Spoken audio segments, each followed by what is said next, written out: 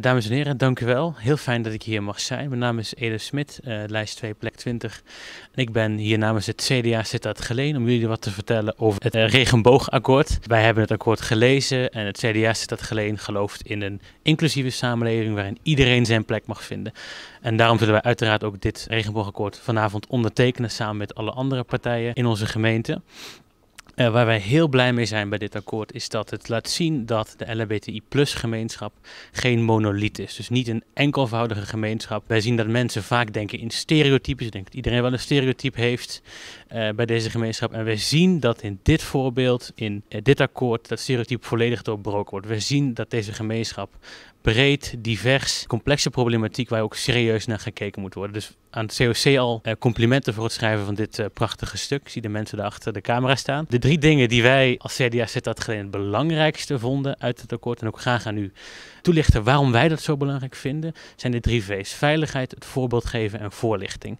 Beginnend met veiligheid. We zien gewoon, helaas nog te vaak, gelukkig niet zo vaak in de regio, maar vooral in de grote steden, dat homokoppels niet hand in hand durven lopen. En dat is echt een enorm probleem, omdat veiligheid, het is een van je basisdingen. Als je dat niet hebt, kun je niet fijn leven. En het schenden van de lichamelijke integriteit is 1 ding. Iemand aanvallen is 1 ding. Maar ook nog omdat iemand een andere kleur heeft, omdat iemand op een ander geslacht valt, moeten wij verre van werpen en ook strenger straffen. Wij als CDA Sittard Geleen zullen daar ook aandacht aan besteden in de gemeenteraad.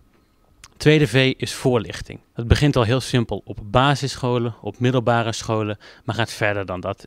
Zelf heb ik dat vanaf de middelbare school pas gehad. En je ziet dat veel discriminatie ontstaat uit onwetendheid. En die voorlichtingen die je op de middelbare en zelfs op de basisschool kan geven, kunnen daar heel veel tegen helpen. Dus wij zullen dat ook zeker blijven stimuleren. Voorlichting gaat verder dan alleen het onderwijs, want we zien ook in de zorg, dat is mijn achtergrond, ik ben zelf geneeskundestudent, dat artsen en verpleegkundigen en andere specialisten niet alles altijd weten voor deze gemeenschap. Dat is normaal, want je kunt niet alles weten, maar verdere voorlichting is daar altijd nodig. En dan het juiste voorbeeld geven. En daarom zijn wij ook hier. Daarom was onze partijleider Wopke Hoekstra in 2021 ook bij het landelijke COC-debat en heeft ook daar het regenboogakkoord getekend. Wij moeten als partij het juiste voorbeeld geven dat wij er voor iedereen staan. Dat geldt uiteraard ook voor de LHBTI+-gemeenschap. Dat zijn wij als partij.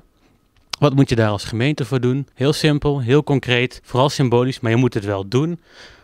Op Paasvrijdag gaat die vlag uit. Op Coming Out Day gaat die vlag uit. Op Coming Out Day staat daar een filmpje van de wethouder die daarover spreekt. Dat zijn concrete dingen die je als gemeente kan doen om de acceptatie van LHBTI'ers in onze gemeente te bevorderen.